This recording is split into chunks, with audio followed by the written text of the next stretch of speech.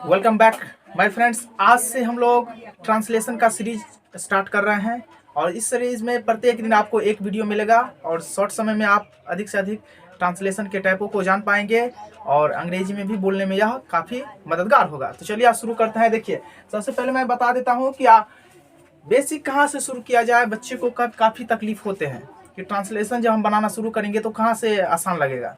तो मॉडल से शुरू कीजिए। मॉडल्स यदि आप जान रहे हैं काफ़ी इसमें कोई प्रॉब्लम नहीं आता, सिर्फ यूज होता है। तो ये देखिए, हम मॉडल से ही स्टार्ट करने जा रहे हैं। ये मैं खा सकता हूँ पहला टाइप, ये टाइप है TYPE, पहला टाइप फर्स्ट, और ये सेकंड टाइप है, ठीक ना।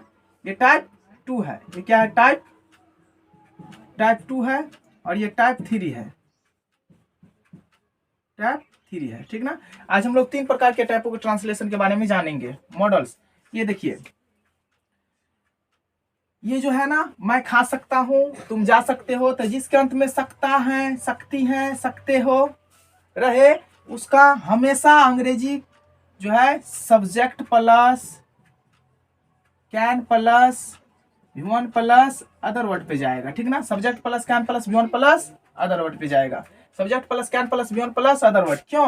क्योंकि सकना, कैन का अर्थ ही होता है सकना, ठीक ना। कैन का अर्थ होता है सकना। मैं खा सकता हूँ, आई कैन ईट। तुम जा सकते हो, यू कैन गो। वे हंस सकते हैं तो ही कैन लाफ। वे लोग हंस सकते हैं तो दे कैन लाफ। ये देखिए, ये subject plus can plus V1 plus other word. Subject के बारे में अगर आप नहीं जान रहे हो तो मैं बता दूं, मोटा मोटी बात को समझो। अब शुरू कर रहे हैं, ठीक ना। काफी बेसिक है। यानी किसी शब्द का शुरू का अक्षर, किसी ट्रांसलेशन का किसी हिंदी वाक्य का प्रथम अक्षर को ही सब्जेक्ट कहेंगे। प्रथम अक्षर मैं है। सब्जेक्ट को आपको मैक्सिमम सब्जेक्ट 6 प्रकार की दिखेगा। आई, शुरू में हम लोग 6 प्रकार के सब्जेक्ट के बारे में पढ़ेंगे। आई, फिर यू, उसके बाद होगा दे, फिर ही, शी, वी, किसी का नाम भी हो सकता है सब्जेक्ट, और भी होगा। तो आई का मतलब होता है मैं। पहले हम लोग इसी पे चलेंगे, ठीक ना। आई का मतलब मैं या मुझे, मैं मुझे, ये दोनों होता है। मैं मुझे, तुम तुम्हें या तुम्हारे, ये होता है ना। दे का अर्थ होता है वे लोग, वे सब, याद रखना। इसको हटा दो। क्यों? क्योंकि वे का अर्थ ही में चला जाएगा। आदर सूचक भी वे हैं। वे लोग लगा रहेगा उसमें, ठीक ना। वे लोग या वे सब। आगे देखते हैं। वह, यह है, वह होगा पुरुष के लिए। पुरुष के लिए वह ही, और स्त्री के लिए वह का प्रयोग कहाँ करेंगे? शी। स्त्री के लिए क्या होगा? स्त्री के लिए सी, ठीक ना। वी का मतलब होता है हम लोग या हम सब, और ये किसी का नाम रहेगा, जैसे राम, श्याम, मोहन, etc। अब ये देखिए, subject plus can plus V1 plus other word. इसका मतलब होता है सकना। सकना से ही बनता है सकता, सकती, सकते। अब ये देखिए, V1 क्या है? तो अंग्रेजी का जो भी आप काम करते हो, यानी V1 का मतलब आप वर्ब समझना। V1 कुछ नहीं है, एक वर्ब है। तो वर्ब क्या है? यानी काम का नाम है। कौन कौन से काम करते हैं?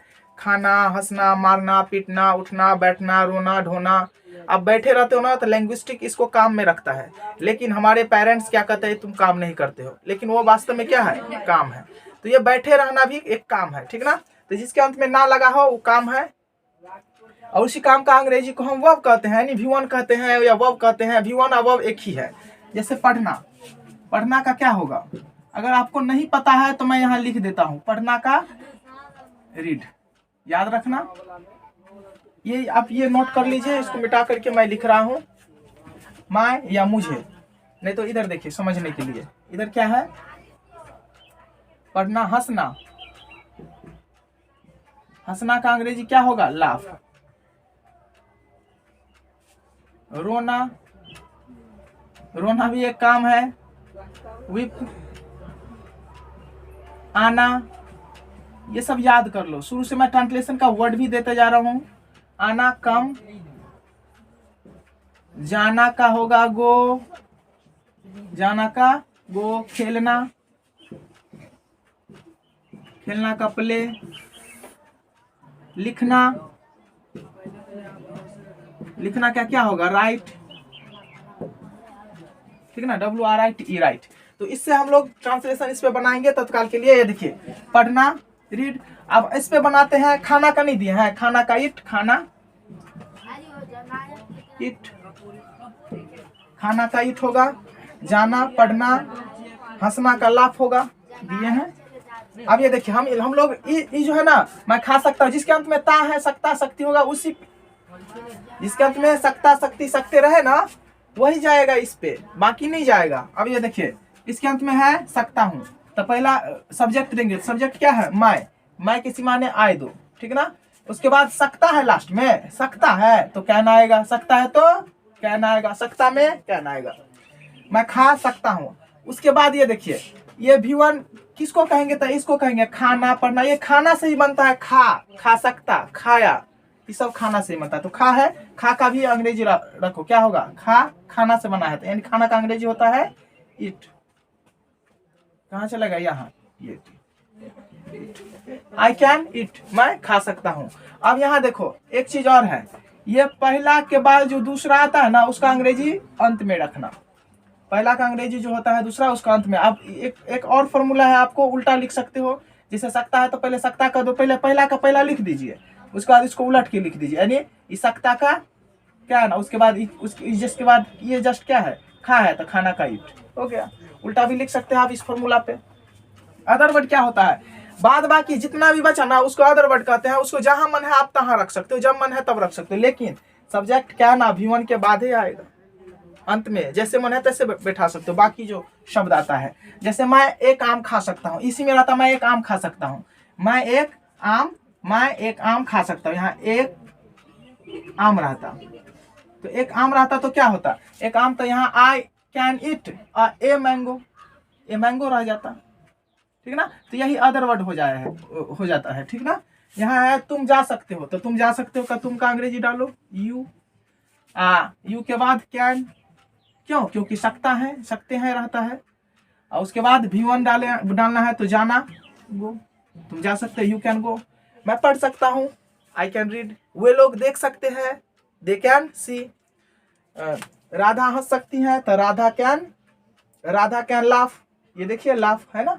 हाँ, तो आगे चलते हैं। ये देखो दूसरा टैप में एक टैप खत्म हो गया, सकता शक्ति के subject plus can plus V1 plus other word पर बैठाना है। दूसरा है मुझे जाना चाहिए, जिस हिंदी वाक्य के अंत में चाहिए रहे उसका फॉर्मूला अलग बनता है। जिस हिंदी वाक्य के अंत में चाहिए रहे उसका फॉर्मूला अलग बनता है। तो टैप पहला खत्म हुआ, दूसरा टैप पे हम लोग चल रहे हैं।